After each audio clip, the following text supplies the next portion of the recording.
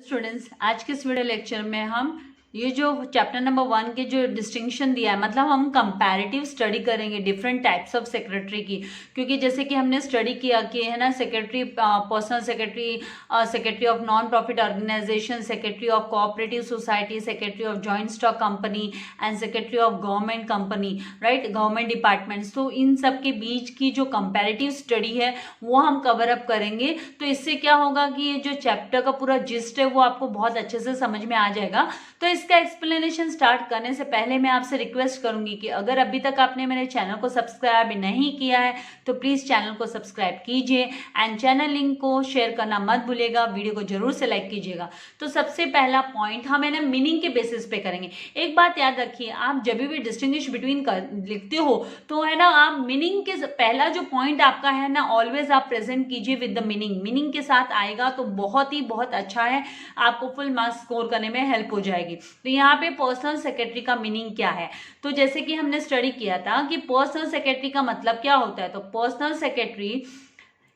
Secretary is an individual single बंदा, individual बंदा appointed by, और उसको अपॉइंट कौन करता है, an individual appointed by professionals. उसको प्रोफेशनल्स जो होते हैं जैसे डॉक्टर्स हो गए, लॉयर्स हो गए और बिजनेस पर्सन्स, या फिर है ना बिजनेस पर्सन्स जो होते हैं वो उन्हें है ना अपॉइंट करते हैं।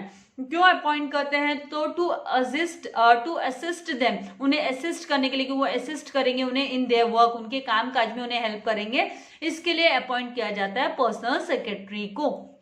Now secretary, non profit organisation में सेक्रेटरी क्यों अपॉइंट होता है, तो non profit organisation, secretary of a non profit organisation is a person, ये भी एक पर्सन होता है अपॉइंटेड। इसको क्यों अपॉइंट किया जाता है, तो is appointed to look after, इसको है ना कामकाज देखने के लिए, the working and conduct specified activities, की है ना जो पर्टिकुलर जो ऑर्गेनाइजेशन जो एक्टिविटीज रन कर रही है, चला रही है, उन एक्टिविटीज की उसके कामकाज की देखभाल करने के लिए है ना बंदे को अपॉइंट किया जाता है। Now why cooperative society need a secretary, cooperative society को सेक्रेटरी की क्या जरूरत है, तो secretary of a cooperative society is one such member, ये एक मेंबर होता है, सोसाइटी का ही मेंबर होता है, ये सोसाइटी का ही मेंबर होता है। आप अगर मेट्रोपॉलिटन सिटीज में रह रहे हो, आप मुंबई में रह रहे हो या पुणे में रह रहे हो, तो आप देखोगे कि वहां पे जब आप बिल्डिंग्स में रहते हो तो वहां पे है ना, वहाँ वो बिल्डिंग कोऑपरेटिव सोसाइटी बिल्डिंग्स है, और वहां पे ना एक तो सेक्रेटरी है ना, मेंबर में से एक जन तो बंदा सेक्रेटरी बनता ही है,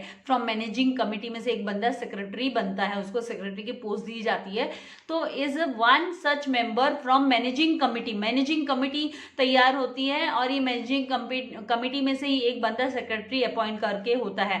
तो appointed to look after the working of the society, society का कामकाज, आप जानते हैं कि सोसाइटी में भी कुछ कम काम नहीं होता है, बहुत सारे कामकाज होते हैं जिनकी देखरेख करनी पड़ती है। तो as per the Maharashtra act ये कंपल्सरी है कि है ना मैनेजिंग कमेटी होनी चाहिए हर एक सोसाइटी की, एंड उनमें से एक सेक्रेटरी होना चाहिए, एक ट्रेजरर होना चाहिए। ट्रेजरर कौन होता है, तो ट्रेजरर पूरा हिसाब किताब पैसों का देखता है, जो मेंटेनेंस वगैरह का अमाउंट जो रिसीव होता है सोसाइटी को मेंबर्स के द्वारा, तो उसका कामकाज देखता है ट्रेजरर, और एक चेयरमैन होता है।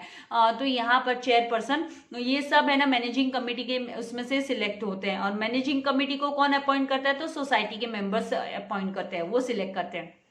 Now secretary of a joint stock company, तो जॉइंट स्टॉक कंपनी का सेक्रेटरी मतलब उसका मीनिंग क्या है, तो secretary of a joint stock company is appointed by business organisation, उनको बिजनेस ऑर्गेनाइजेशन अपॉइंट करती है to ensure legal compliance, legal जितने भी मतलब ट्रांजेक्शंस है जो उनको कवर अप करने होते हैं, लीगल फॉर्मेलिटीज पूरी करनी होती है, उन्हें मीटिंग्स अरेंज करने होते हैं, तो उन सब के लिए है ना जॉइंट स्टॉक कंपनी एक सेक्रेटरी को अपॉइंट करती है। तो is appointed by business organisation to ensure, तो ये ऑर्गेनाइजेशन के लिए सेक्रेटरी हो गया, ये किसी का पर्सनल सेक्रेटरी नहीं होता है, ये है ना कंपनी के लिए पर्टिकुलर ऑर्गेनाइजेशन के लिए सेक्रेटरी होता है। Now secretary of government department, अब गवर्नमेंट डिपार्टमेंट का सेक्रेटरी कौन होता है, तो secretary of government department is an officer, ये एक ऑफिसर होता है, to work under the guidance of ministers और डिपार्टमेंट, वो है ना मिनिस्टर्स के अंडर में या डिपार्टमेंट के पर्टिकुलर गवर्नमेंट डिपार्टमेंट के अंडर में वो काम करता है। तो ये है इसका मीनिंग हो गया सेक्रेटरी का, डिफरेंट सेक्रेटरीज।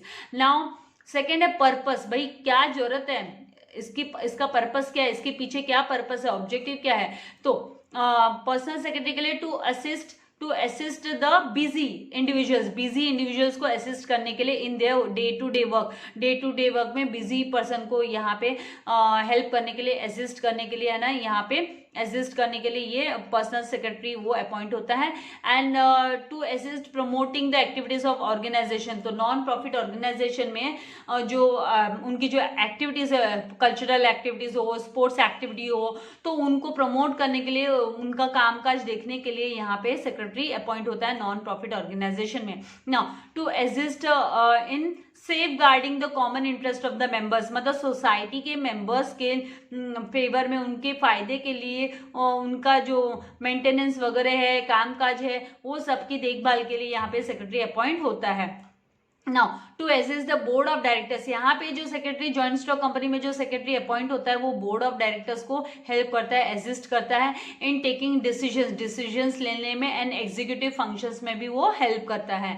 तो ये पर्पस होता है सेक्रेटरी को अपॉइंट करने का। Now under the government department में क्या होता है, या तो यहाँ पे to assist carrying out administrative work को कंप्लीट करने के लिए, टास्क को कंप्लीट करने के लिए किसके कंट्रोल में, तो under the control of ministers और देयर रेस्पेक्टिव डिपार्टमेंट्स, उनके रेस्पेक्टिव डिपार्टमेंट के जो मिनिस्टर्स हैं उनके कामकाज को देखते हैं। तो यहाँ पे एजुकेशन मिनिस्टर हो गए, हेल्थ मिनिस्टर हो गए, तो उनके अंडर में काम करता है सेक्रेटरी, तो वो गवर्नमेंट डिपार्टमेंट का सेक्रेटरी हो गया। तो इस तरीके से ये पॉइंट आपको इससे क्लियर हो रहे होंगे टॉपिक पूरे। यहाँ पे अभी अपॉइंटमेंट कौन अपॉइंट करता है, तो पर्सनल सेक्रेटरी को appointed by busy person like doctors, lawyers, यहाँ पे एक्टर्स, पॉलिटिकल लीडर्स, बिजनेसमैन, ये सब अपॉइंट करते हैं सेक्रेटरी को ना। नॉन प्रॉफिट ऑर्गेनाइजेशन में उनकी जो मैनेजिंग कमेटी होती है, जो कामकाज देखती है, वो कमेटी उनको अपॉइंट कर सेक्रेटरी को अपॉइंट करती है, नॉट फॉर प्रॉफिट कंसर्न के सेक्रेटरी को। नाउ जॉइंट यहाँ पे कोऑपरेटिव सोसाइटी में मैनेजिंग कमेटी में से ही, है ना, अपॉइंट किया जाता है, appointed by managing committee appoint करती है कोऑपरेटिव सोसाइटी में कि भाई सेक्रेटरी कौन होगा। देन जॉइंट स्टॉक कंपनी में बोर्ड ऑफ डायरेक्टर्स अपॉइंट करते हैं। एंड यहाँ पे गवर्नमेंट डिपार्टमेंट्स में अगर स्टेट का एजुकेशन मिनिस्टर है, स्टेट का हेल्थ मिनिस्टर है, तो वो अपने लिए अपॉइंट करेगा डिपार्टमेंट के लिए अपने पर्टिकुलर, या सेंट्रल गवर्नमेंट का के अंडर में है तो सेंट्रल गवर्नमेंट उसको अपॉइंट करेगी। Now fourth one, legal status. जब हम लीगल स्टेटस की बात करते हैं तो यहाँ पे the secretary has no legal status, इनका कोई लीगल स्टेटस नहीं होता है। और यहाँ किसमें, पर्सनल सेक्रेटरी में। एंड जो नॉट फॉर प्रॉफिट कंसर्न उसमें भी कोई लीगल स्टेटस नहीं होता है। एंड देन जो सोसाइटी का जो सेक्रेटरी होता है कोऑपरेटिव सोसाइटी का, तो वहाँ पे है ना हैज अ लीगल स्टेटस, उनका लीगल स्टेटस होता है एज पर द उनको कोऑपरेटिव सोसाइटी एक्ट के तहत उनको है ना सेक्रेटरी को अपॉइंट किया जाता है। तो लीगल स्टेटस के ऊपर यहाँ पे अपॉइंट किया जाता है। जॉइंट स्टॉक कंपनी में भी है ना कंपनीज एक्ट के तहत, कंपनी का जो एक्ट है कंपनीज एक्ट, कंपनी लॉ के तहत है ना सेक्रेटरी अपॉइंट करना जरूरी है, तो वो पजेस करता है legal status due to the Companies Act. Now, the secretary is appointed by the government and has a legal status. यहाँ पे गवर्नमेंट डिपार्टमेंट्स में जब सेक्रेटरी अपॉइंट होता है तो उन्हें लीगल स्टेटस ऑटोमेटिकली रिसीव होता है। तो पर्सनल सेक्रेटरी के लिए कोई लीगल स्टेटस मतलब पर्सनल सेक्रेटरी के लिए कोई लीगल स्टेटस नहीं होता है। और कोई इसके लिए कोऑपरेटिव जो नॉट फॉर प्रॉफिट ऑर्गेनाइजेशन के लिए भी कोई लीगल स्टेटस नहीं होता है, लेकिन कोऑपरेटिव सोसाइटीज के लिए and company, joint stock company के लिए एज वेल एज गवर्नमेंट, उसके लिए लीगल स्टेटस मिलता है सेक्रेटरी को। नाउ अब आते हैं हम क्वालिफिकेशन पे। तो क्वालिफिकेशन की जब बात आती है तो है ना पर्सनल सेक्रेटरी के लिए कोई प्रिस्क्राइब्ड क्वालिफिकेशन, कोई मेंशन क्वालिफिकेशन नहीं होती कि भाई बंदा सीए या बंदे को है ना ग्रेजुएट होना जरूरी है, ऐसा कोई मेंशन नहीं है। खाली उसमें सेक्रेटरी वाली क्वालिटीज होनी चाहिए। इवन नॉन प्रॉफिट ऑर्गेनाइजेशन के लिए भी ऐसे कोई कंपल्शन नहीं कि भाई कोई क्वालिफिकेशन, स्पेसिफाइड क्वालिफिकेशन होनी चाहिए क्या। इवन कोऑपरेटिव सोसाइटी के सेक्रेटरी के लिए भी कोई क्वालिफिकेशन मेंशन नहीं है। लेकिन है ना जॉइंट स्टॉक कंपनी के लिए आईसीएसआई के अंडर में मेंबर होना चाहिए, आईसीएसआई का मेंबर होना चाहिए। तो सीएस वगैरह जो करते हैं वो आईसीएसआई के मेंबर होते हैं। तो the secretary must be a member of ICSI ICSI। And secretary of government department का अगर सेक्रेटरी बनना चाहता है कोई, तो उसको आईएएस का एग्जाम देता हुआ, आप सुनते हैं ना आईएएस ऑफिसर, तो वो इंडियन एडमिनिस्ट्रेटिव सर्विसेज की एग्जाम क्लियर करता है, इंडियन एडमिनिस्ट्रेटिव सर्विसेज की। तो the secretary must be in Indian administrative services. Now sixth point position को लेकर जब हम आ रहे हैं, तो यहाँ पे जो पर्सनल सेक्रेटरी है उसको जो पोजीशन मिलती है अ पर्सनल असिस्टेंट, वो पर्सनल असिस्टेंट होता है एम्प्लॉयर का अपने। The secretary is a personal assistant of the employer. And non profit organisation में यूजुअली अ मेंबर ऑफ, उनका जो मेंबर होता है उनमें से जो मेंबर होता है उन्हीं में से मैनेजिंग कमेटी का जो मेंबर होता है वही सेक्रेटरी करके सिलेक्ट होता है। एंड कोऑपरेटिव सोसाइटी में भी वही होता है, उनका जो कमेटी है, the secretary of is a member of the society का ही मेंबर होता है and voted to become a secretary, और उससे वोट दिया जाता है कि भाई कौन सेक्रेटरी बनेगा। नाउ जॉइंट स्टॉक कंपनी के सेक्रेटरी की बात आती है तो one of the members of the key managerial personal, तो ये है ना इंपॉर्टेंट, इसकी जो पोजीशन है वो बहुत ही इंपॉर्टेंट पोजीशन होती है अपनी कंपनी में। वो की मैनेजरियल पर्सनल होता है, मतलब वो मैनेजरियल एक्टिविटी में हेल्प करता है, वो की very important crucial role play करता है, तो की मैनेजरियल पर्सनल बोला जाता है उसको। एंड ये जो गवर्नमेंट डिपार्टमेंट के सेक्रेटरी की बात करें तो is the administrative head, the secretary is the administrative head होता है एज पर द डिपार्टमेंट के हिसाब से वो एडमिनिस्टर करता है, डिपार्टमेंट को चलाता है, एडमिनिस्ट्रेटिव हेड के रूप में उसको पोजीशन मिलती है, उसका जो डेजिग्नेशन है वो एज अ एडमिनिस्ट्रेटिव हेड करके उसको डेजिग्नेशन मिलती है और मिनिस्ट्री के। नाउ पावर्स की बात करें तो यहाँ पे पर्सनल सेक्रेटरी को कितना पावर होता है, जितना उसका लॉ एम्प्लॉयर उसको देता है। Powers are stated by the employer बताता है भाई तुम्हारे कौन कौन से पावर है। एंड यहाँ पे जो नॉन प्रॉफिट ऑर्गेनाइजेशन है हैज द लिमिटेड पावर, तो यहाँ पे लिमिटेड पावर होते हैं कंडक्टिंग द एक्टिविटीज, भाई उसको खाली एक्टिविटी कंडक्ट करना और उसकी देखभाल करने का काम होता है। सोसाइटी का जो होता है कोऑपरेटिव सोसाइटी का has the power as the cooperative societies act, cooperative society act के तहत जो पावर मेंशन होते हैं जो एक्ट में कोऑपरेटिव सोसाइटी लॉ में कि भाई कौन कौन सा से पावर है ना सेक्रेटरी के हाथ में होते हैं, तो उसके अकॉर्डिंगली उसको पावर्स मिलते हैं। एंड जॉइंट स्टॉक कंपनी में भी है ना स्टेट्यूटरी एंड मैनेजरियल पावर्स होते हैं, मैनेजरियल एंड स्टेट्यूटरी जो लीगल पावर्स होते हैं कंपनीज एक्ट के तहत मेंशन है वो पावर उसके हाथ में होते हैं। एंड गवर्नमेंट डिपार्टमेंट के उसमें क्या होता है as per the ministry and department जो पावर उसको स्टैट्यूटरी पावर्स देते हैं वो पावर्स उनके हाथ में होते हैं। नाउ ड्यूटीज क्या होती है इनकी, तो द ड्यूटीज यहाँ पे जो पर्सनल सेक्रेटरी में the duties are according to the work of the employer. अगर डॉक्टर है, डॉक्टर का पर्सनल सेक्रेटरी है तो वो उसके अकॉर्डिंग उसको ड्यूटी मिलेगी, अगर किसी लॉयर का है तो उसके हिसाब से ड्यूटी मिलेगी, तो ये duties as per the work काम काज के हिसाब से। Then the rights and duties are governed by the managing committee of the association, जो नॉट फॉर प्रॉफिट ऑर्गेनाइजेशन है उसमें उनकी जो मैनेजिंग कमेटी जो उसको बोलती है कि भाई ये राइट आपके हाथ में है, तो वो राइट्स सेक्रेटरी के हाथ में होते हैं। Then the rights and duties are laid down in the cooperative societies act. अभी जब कोऑपरेटिव सोसाइटी की बात आती है तो ये तो लॉ है, it is under the act, सारे मेंशन होते हैं जितने भी राइट्स एंड ड्यूटीज है, तो उसी के हिसाब से राइट्स एंड ड्यूटीज उसके हाथ में होते हैं सेक्रेटरी के, कोऑपरेटिव सोसाइटी के सेक्रेटरी के हाथ में। Then the duties are mentioned in the Companies Act and is the one of the key compliance officers। ये बहुत ही इंपॉर्टेंट ऑफिसर होता है क्योंकि उसको सारा कंपनी लॉ का पूरा नॉलेज होता है, तो यहाँ पे इसके ड्यूटीज है ना जो कंपनीज एक्ट में मेंशन होते हैं उसके अकॉर्डिंग ही उसकी ड्यूटीज होती है। Then looks after the work of his concern department, वो अपने कंसर्न डिपार्टमेंट के हिसाब से, अगर वो एजुकेशन डिपार्टमेंट का सेक्रेटरी है, अगर वो एनवायरमेंट डिपार्टमेंट का है, तो उसके अकॉर्डिंगली उनको है ना ड्यूटीज अलॉटेड रहती है सेक्रेटरी को, तो जैसा काम वैसी उनकी ड्यूटी। नाउ लास्ट 2 पॉइंट्स है। 9th पॉइंट उसमें कंपल्शन टू अपॉइंट, तो पर्सनल सेक्रेटरी को किसी ने फोर्स नहीं किया है, किसी ने एम्प्लॉयर को बोला नहीं भाई आपको सेक्रेटरी रखना है, कंपलसरी है।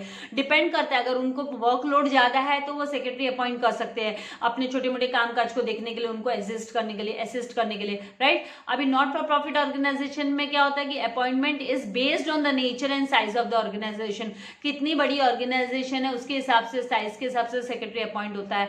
अभी कोऑपरेटिव सोसाइटी में compulsory, it is compulsory as per the cooperative societies act, act के तहत ये compulsory, it is compulsory to appoint as per the act. यहाँ पे मैनेजिंग कमेटी बनना जरूरी है। अगर मैनेजिंग कमेटी यहाँ पे कामकाज नहीं देखेगी तो फिर रजिस्ट्रार अपॉइंट हो जाता है। रजिस्ट्रार जो होता है वो है ना आकर फिर है ना कामकाज देखता है।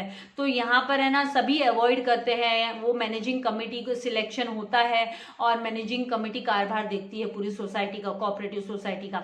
देन जॉइंट स्टॉक कंपनी की बात करते हैं तो एवरी लिस्टेड कंपनी, हर एक जो लिस्टेड कंपनी है जिसका शेयर है ना शेयर मार्केट में लिस्टेड है, and all other companies having paid up, जिनका पेड अप शेयर कैपिटल है जो वो 5 करोड़ और उससे ज्यादा है और या फिर उससे ज्यादा है, तो उन्हें फुल टाइम सेक्रेटरी रखना कंपलसरी है, ये कंपल्शन है। तो मतलब जॉइंट स्टॉक कंपनी में कंपल्शन है, कोऑपरेटिव सोसाइटी में कंपल्शन है, and secretary of a government department की बात करें तो appointment of secretary for every government department is compulsory. तो गवर्नमेंट डिपार्टमेंट के लिए भी सेक्रेटरी अपॉइंट करना कंपल्सरी है। तो आईएएस ऑफिसर होता है वो अपॉइंट होता ही है, तो ये कंपल्शन है। तो मतलब पर्सनल सेक्रेटरी के लिए कोई कंपल्शन नहीं, and not for profit organisation के लिए कोई कंपल्शन नहीं है। बाकी cooperative society, joint stock company and secretary of government department ये कंपल्सरी है अपॉइंट करना। लास्ट पॉइंट है रेम्यूनरेशन। तो जो पर्सनल सेक्रेटरी है उसको है ना सैलरी मिलती है। The secretary is a salaried person होता है, वो फ्री में थोड़ा ना काम करता है। He also has to earn his livelihood, उसको भी तो उसके जीवन बिताना है, खाना पीना उसको भी तो चाहिए है, तो पेट के लिए तो काम कर रहा है, तो उसको सैलरी चाहिए। Then not for profit organisation का है, उसको ही में गेट, उसको कुछ सर्टेन अमाउंट मिल सकता है सैलरी, या फिर वो है ना छोटे से मिनिमम अमाउंट में, मिनिमल अमाउंट में काम कर सकता है अपने नॉट फॉर प्रॉफिट ऑर्गेनाइजेशन के लिए। यहाँ पे secretary of a cooperative society बोला है मे गेट सैलरी, लेकिन जनरली फ्रेंकली स्पीकिंग मैंने कहीं पे भी देखा नहीं कि किसी भी सोसाइटी में अगर कोई सेक्रेटरी बन रहा है तो उसको कोई सैलरी मिल रही है क्या। कोऑपरेटिव सोसाइटी के सेक्रेटरी, चेयरमैन एंड ट्रेजरर को कोई सैलरी वगैरह मिलती नहीं है। यहाँ पे मेंशन है, नो डाउट थियोरिटिकली ये मेंशन है, लेकिन आप देखो कहीं पे भी है ना, अगर आप भी किसी सोसाइटी में, आप किसी बिल्डिंग में रह रहे हो, सोसाइटी में रहे हो, तो वहां पे किसी भी सेक्रेटरी को, वहां के किसी भी ट्रेजरर को, किसी भी चेयरमैन को कोई है ना उनको सैलरी नहीं मिलती है। ओके, तो मे गेट अ सैलरी और वर्क ऑन ऑनोरेरियम, तो ये तो बस वो रेस्पेक्ट मिल जाए तो बड़ी बात है। सेक्रेटरी, ट्रेजरर और जो चेयरमैन को काम करने के लिए रेस्पेक्ट मिल जाए तो ही बहुत बड़ी बात है सोसाइटीज में। Now secretary of a joint stock company, तो the secretary is a full time employ होता है, ये फुल टाइम एम्प्लॉय होता है जॉइंट स्टॉक कंपनी का। जैसे हम ऑलरेडी पहले इसको स्टडी कर चुके कि एवरी लिस्टेड जो कंपनी है, इसका जस्ट प्रीवियस पॉइंट की every listed company has to appoint an secretary, और जो कंपनी का पेड अप कैपिटल है वो 5 करोड़ या उससे ज्यादा है तो उनको कंपल्सरीली फुल टाइम एम्प्लॉय रखना पड़ता है, एंड उसको सैलरी भी मिलती है। Gets a salary determined by the board, board जो डिसाइड करती है, डिटरमाइन करती है, जो डिसीजन लेती है उसके हिसाब से उनको सैलरी मिलती है, फिक्स सैलरी उनको मिलती है सेक्रेटरी को जॉइंट स्टॉक कंपनी के। Now secretary of a government department, तो उसको भी फुल टाइम एम्प्लॉय है ये भी, और इसे भी सैलरी मिलती है, एंड उसको है ना इंसेंटिव्स भी मिलते हैं, perks as per the government rules. Government rule के हिसाब से 6th पे, 7th पे, इनके पे चलते ही रहते हैं सैलरी के, तो उसके हिसाब से इन लोगों को सैलरी मिलती है। तो आई होप आपको ये जो सेक्रेटरी के जो टाइप्स है वो बहुत अच्छे से मतलब डिस्टिंग्विश के थ्रू, ये जो कंपैरेटिव स्टडी हमने अभी आज के इसमें वीडियो में की, उसके हिसाब से आपको बहुत अच्छे से समझ में आ गया होगा। इसको भी 2-3 बार पढ़ लोगे तो ये जो चैप्टर है आपका एक तरीके से थरोली टाइप्स ऑफ सेक्रेटरी को लेके तो आराम से कवर अप हो जाएगा। तो डिस्टिंग्विश बिटवीन में भी हेल्प हो जाएगी, और अगर आपको टाइप्स ऑफ सेक्रेटरी पे क्वेश्चन पूछ लिया गया तो भी आप आराम से लिख पाओगे। तो वीडियो को लाइक करना, शेयर करना मत भूलिएगा, एंड चैनल सब्सक्राइब नहीं किया तो चैनल को सब्सक्राइब कीजिए ताकि मेरे लेटेस्ट वीडियो के नोटिफिकेशंस आपको मिलते रहे। Thank you very much dear students, God bless you all.